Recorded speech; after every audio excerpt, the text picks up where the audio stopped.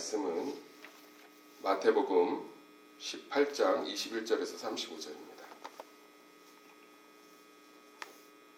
마태복음 18장 21절에서 35절. 마태복음 18장 21절에서 35절입니다. 찾으신 줄로 믿고 번갈아 읽도록 하겠습니다. 그때 베드로가 나와 이르되 주여, 형제가 내게 죄를 범하면 몇 번이나 용서하여 주리이까? 7번까지 하오리까?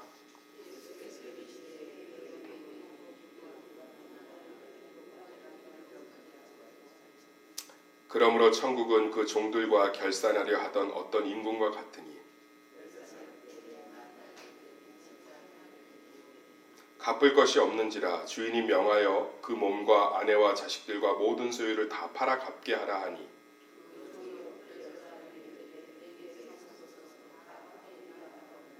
그 종의 주인이 불쌍히 여겨 놓아 보내며 그 빚을 탕감하여 주었더니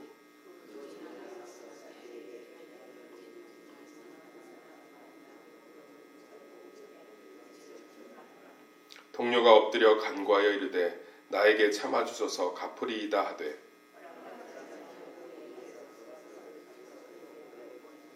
그 동료들이 그것을 보고 몹시 딱하게 여겨 주인에게 가서 그 일을 다 알리니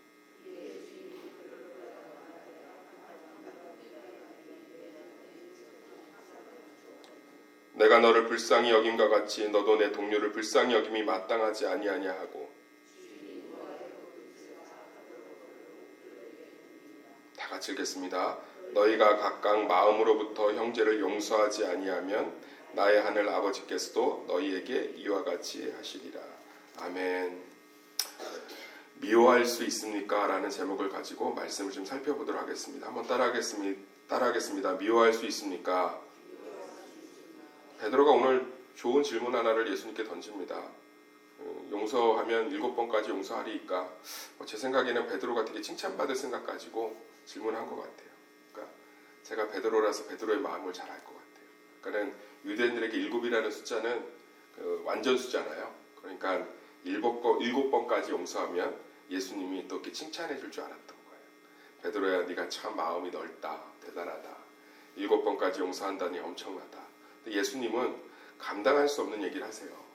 예수께서 이르시되 내게 이르노니 7번뿐 아니라 7번을 70번까지도 할지니라. 그러니까 490번 용서하라는 뜻이 아니라 유대인들의 아까도 얘기했지만 7이라는 숫자는 완전 숫자잖아요. 그러니까 무궁하게 용서하라는 거예요. 근데 왜 예수님 오늘 미움에 대해서 이야기하고 있을까? 오늘 여기서 미움은 좀 관계 안에서의 미움인 것 같아요. 그러니까 피해자와 가해자가 분명한 어떤 사건 안에서의 미움이 아니라 사건 안에서 미움하고 관계 안에서 미움은 좀 구분하시는 게 좋습니다. 왜냐하면 성경도 이 두 가지는 좀 분리를 하고 있어요.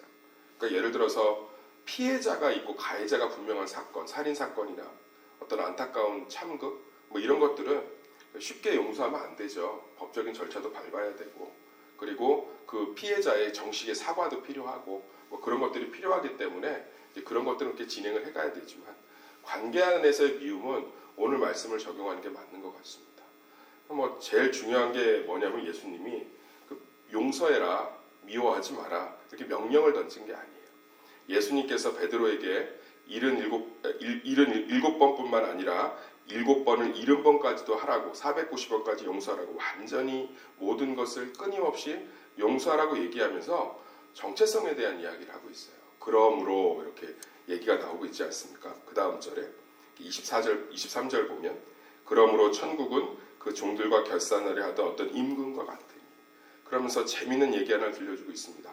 이 사람이 엄청난 빚을 졌어요. 10,000달란트인데 1달란트, 2달란트가 달란트 시장에서 되게 작은 것 같지만 금 100kg 정도 되니까 1달란트가 그러니까 10,000달란트면 국가 예산도 초월하는 거예요. 그러니까 상상할 수 없는 액수예요. 그러니까 이 사람이 엄청나게 빚을 진 거예요. 갚을 수 없는 빚이라는 뜻입니다. 그런데 이 종이 얼마나 이 빚 갚는 게 힘든지 절박하잖아요. 그 종이 26절 보면 그 종이 엎드려 절하며 이르되 내게 참으소서 다 갚으리이다. 갚을 수 없는 빚을 갚겠다고 하는 게 얼마나 절박해요. 그러니까 종이 27절 보면 그 주인이 너무 가슴이 아픈 거예요. 불쌍히 여겨서 이 빚진 자의 마음을 아시는 거죠. 놓아 보내는 거 빚을 탕감해 줬단 말이에요. 근데 이 사람이 나가서 자기 친구 그러니까 100데나리온 몇십만 원밖에 안 하거든요. 이거 빚진 사람 만나갖고 목 잡고 감옥에다 가두면서 이게 가혹하게 빚 갚으라고 했단 말이에요. 기간도 주지 않고. 그러니까 동료들이 이거 보고서 가슴이 아파서 가서 얘기한 거지요. 그랬더니 주인이 이것에 대해서 진노하면서 그 빚 탕감한 거를 취소하고 있습니다. 그러니까 무슨 얘기예요? 우리가 누구를 미워할 수 있는 존재인가에 대한 질문을 던져보라는 거예요. 그러니까 누군가가 미우면 하나님 나라를 경험할 수가 없잖아요. 서로의 가정 안에서 남편이 믿든 자식이 믿든 교회 안에서 서로가 믿든 저도 뭐 좋은 마음만 있지 않겠죠. 미울 때도 있고 얄미울 때도 있고.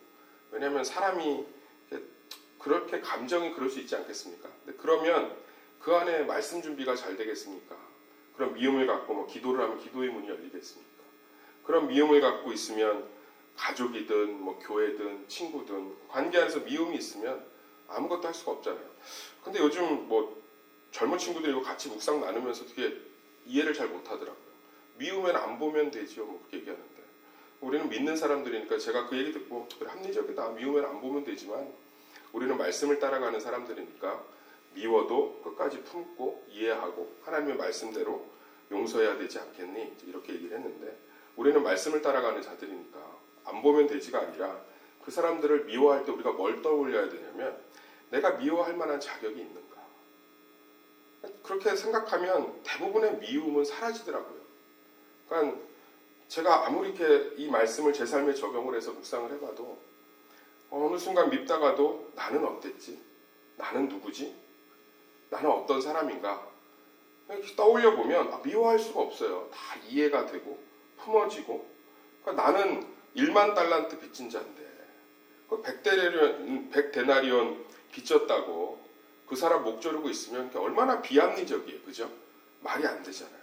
그러니까 이게 떠오르면 내가 어떤 존재인지 십자가 앞에서 떠오르면 잘 용서가 되고 품어지고 이해가 되더라고요. 그래서 우리 사랑하는 새소망교회 성도님도 우리는 뭐 미워하는 사람 없잖아요. 근데 혹시라도 미워하는 사람, 얄미운 사람 이런 사람이 나면 내가 어땠는지를 떠올리시면 될 것 같아요. 내가 누구인지, 예수님 앞에서 내가 누구인지, 나는 또 그런 실수들을 안 했는지, 나는 그런 존재가 아니었는지 이것들 떠올리면 그것들이 눈녹듯처럼 사라질 줄 믿습니다. 근데 오늘 예수님은 이 얘기를 하면서 제자들이 한 가지 사실을 깨달았으면 좋겠다고 생각한 것 같아요. 그게 뭐냐면 예수님이 십자가에서 우리를 용서해 주신 거죠. 그러니까 이 사람은 일단 빚이 져 있잖아요. 1만 달란트. 그 사람을 용서해 준 거지만 예수님은 빚이 없어요. 예수님은 충분히 심판하실 수 있는 자리에 있는 분이셨습니다. 그분은 죄도 없기 때문에 죄인을 정죄할 수 있는 그분에게 빚이 없잖아요. 그런데 그분이 심판자의 자리에 내려와서 구원자의 자리로 올라가셨잖아요. 그러니까 하늘 보좌를 버리고 심판자의 자리를 버리고 이 땅에 내려오셔서 십자가로 올라가셨다. 그러니까 우리가 예수님 앞에서 용서하지 못할 사람이 없는 거죠. 왜냐하면 예수님이 심판자의 자리에 있지 않고 십자가의 자리로 올라갔습니다. 근데 우리는 끊임없이 무언가를 판단하고 정죄하고 미워하는 심판자의 자리에 머물러 있기를 되게 좋아한다는 거예요. 그러면 십자가하고 거스르고 있는 거죠. 그러니까 우리가 십자가를 쫓아간다. 우리 사순절이잖아요. 십자가를 묵상한다. 그게 뭐겠어요? 십자가 앞에 우리가 뭐예요? 죄인이라는 거죠. 십자가 앞에 우리가 뭐예요? 하나님 앞에 진노의 대상이었다는 거죠. 그런데 그걸 정죄하고 심판할 예수님이 우리를 있는 모습 그대로 용서하셨잖아요. 그러면 예수 그리스도의 용서 앞에서 우리가 다시금 우리의 신령들을 좀 점검해 봐야 되지 않겠습니까? 사랑하는 새소망교회 성도님들, 우리는 무엇을 근거로 용서할 수 있습니까? 내가 편하려고 용서하고, 내가 이거 끌고 가면 힘드니까 용서하고, 꼴 보기 싫으니까 안 보고, 내가 저 사람 뭐 그러려냐고 넘어가자 뭐 이러고, 그러면 우리는 예수 그리스도의 십자가와 부활, 십자가의 은혜 붙들고 있지 못한 거예요. 우리가 십자가를 떠올리면서 용서해야 될 줄 믿습니다. 미워하지 말라는 거예요. 미워하지. 왜? 십자가 앞에서는 미워할 수가 없죠. 1만 달란트 빚진 사람이나 10만 달란트 빚진 사람이나 저는 떠올려 보니까 한 1000만 달란트 빚진 것 같아요. 그것도 안 되는 더 많은 것 같아요. 1000만 달란트 빚진 사람이나 갚을 수 없다. 그런데 예수님이 그 갚을 수 없는 빚을 다 탕감해 줬잖아요. 그럼 우리 안에 있는 100데나리온 빚진 건 우리가 서로 용서하고 이해하고 품어줘야 될 줄 믿습니다. 그러니까 항상 관계 안에서, 교제 안에서, 가족이든 교회든 일터든 좀 미운 게 생기면 한번 십자가를 좀 떠올려 보세요. 그러면 최소한 미워지진 않은 것 같아요. 밉지 않으면 합리적으로 일처리가 쉬워요. 사람이 감정이 뒤섞이지 않으면 일처리가 굉장히 합리적입니다. 근데 은행 같은 거 지금은 이제 그런 게 텔레뱅킹이나 인터넷 뱅킹이 많아서 그런 게 거의 없는데 옛날에 보면 이렇게 은행 같은 데 가면 감정이 섞일 일이 거의 없잖아요. 그러니까 일처리가 빠르다고요. 비밀번호에서 돈 내면 주고 대출 필요하면 해주고 그 안에 감정이 섞일 일이 없잖아요. 그러니까 일이 굉장히 객관적이죠. 근데 감정이 섞이는 사람들이 종종 있어요. 왜 내 건 빨리 안 해주냐고 그러고 분명히 번호표 순서대로 해주는데 자기를 무시하냐고 그러고 감정이 섞이면 그때부터 일처리가 효율적이지 못해요. 그러니까 항상 우리가 떠올려야 될 건 뭐냐면 이 사단이 우리 가운데 미움의 씨앗을 뿌린단 말이에요. 씨앗 뿌려요. 그러니까 우리든 마태복음에 나오잖아요. 예수님과 성령도 의의 열매, 의의 씨를 계속 뿌리는데 사단도 맨날 의심의 씨앗, 미움의 씨앗 이런 것들 계속 뿌려요. 그래서 마음밭이 안 좋은 막 그런 게 자라는 거예요. 미움, 의심, 판단, 정죄 이런 것들이 막 숲을 이뤄갖고요. 아무것도 살 수 없는 가시덤불의 숲이 됩니다. 돌밭이 되고. 그런데 그런 것들을 우리가 다 새싹부터 제거해야 되잖아요. 그럼 뭐 해야 된다는 거예요? 예수님의 십자가 떠올리라는 거죠. 내가 누구였는지. 예수님이 용서했으니까 나도 용서하지. 이건 예수님 위치로 올라가는 거예요. 그러니까는 예수님 위치로 올라가는 예수님이 용서했으니까 나도 용서해야지. 그럼 뭐 자기가 하나님 되겠다는 거죠.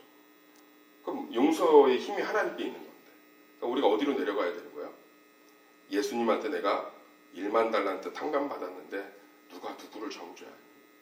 그러면서 자기의 죄된 모습들을 집중해 보는 거죠. 그러면 미워할 수가 없다니까요.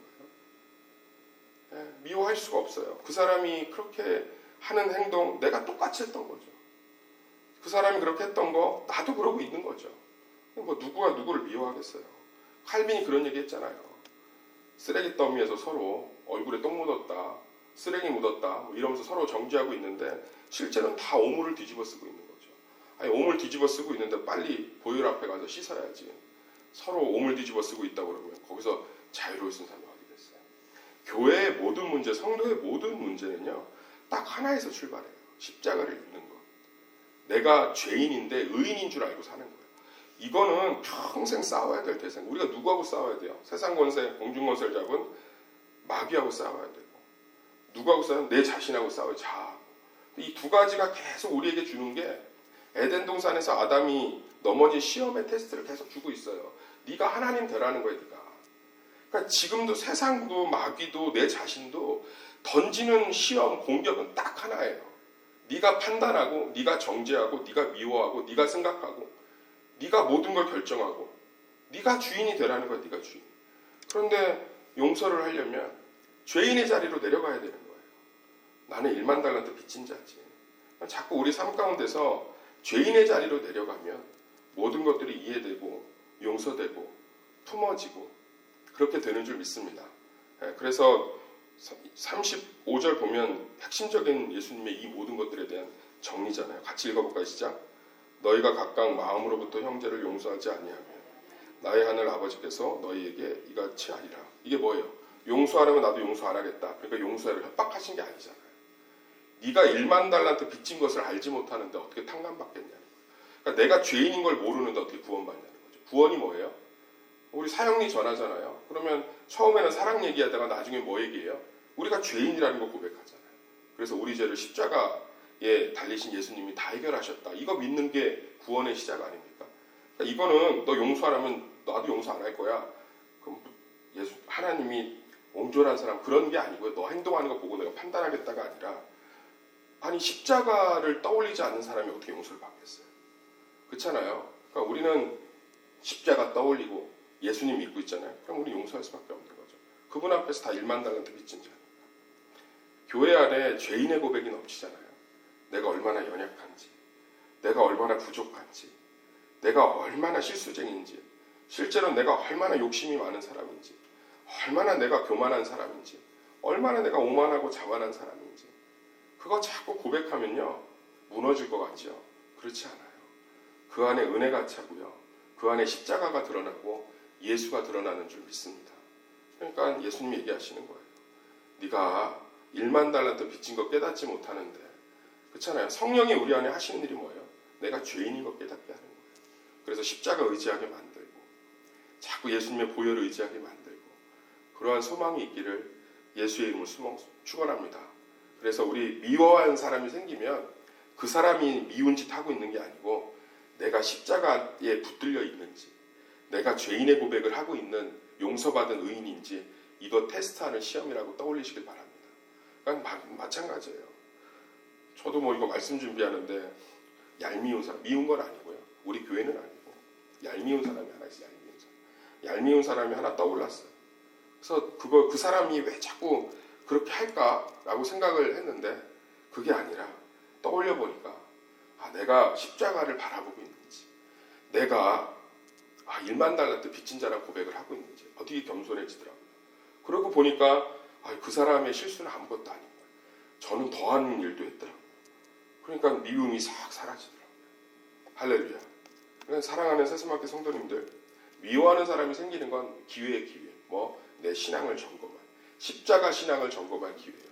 내가 십자가에 붙들려 있는 사람인지 아니면 내가 십자가 앞에서 죄인이라고 고백하고 있는 1만 달란트 빚졌다는 걸 내 고백으로 하고 있는 겸손한 사람인지 아니면 예수님도 올라가지 않은 심판자 자리를 올라가서 내가 내 마음대로 하겠다는 주인의 자리를 차지하고 있는 건지 아니 주인이잖아요. 100데나리온 빚졌다고 해서 옥에 가둬버리는데 자기가 심판자 되고 자기가 주인 되겠다는 거지 그 자리에 있는 건 아닌지 좀 생각하시면서 미움을 통해서 십자가의 은혜를 더 회복하시고 십자가의 삶으로 들어가시기를 예수의 이름으로 축원합니다.